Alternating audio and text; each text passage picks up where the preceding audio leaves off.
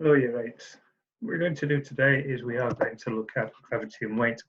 The first part of this video then just talks us through the instructions.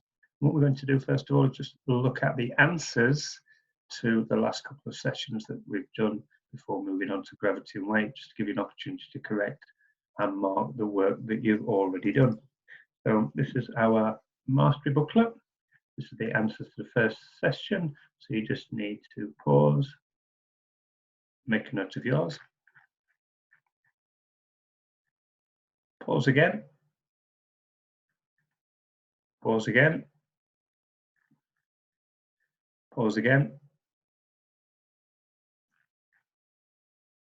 and moving on to last lesson. These were the answers to last lesson. Now, don't get too hung up if you've got -15. Don't get hung up if you've got +26. As long as you said that this object will move to the left, that's fine. As long as you said that this object moves to the right, that's fine. The plus and the minus sign just indicate the different directions. I've just called movement or a force to the left as being plus, a force to the right as being minus, and I've just stuck with that. Likewise, I've talked about a force going down as positive and a force going up as being negative, and I've just stuck with that, okay, which is why I've got that -11 now, okay. Likewise, just don't get hung up if your signs are a little different.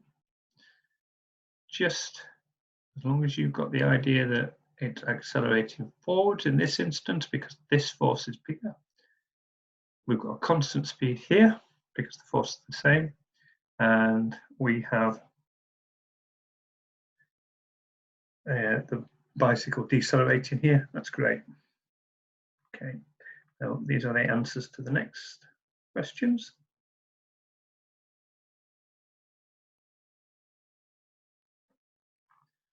And the next. And the next.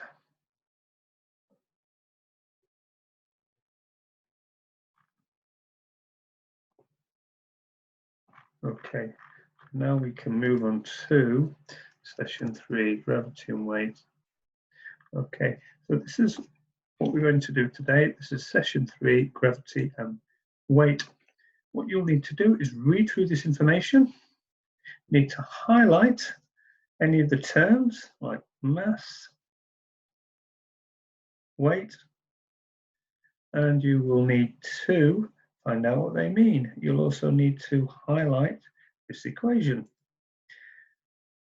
And if you're stuck and you don't know what they mean, I'm going to ask you to use the Caboodle book.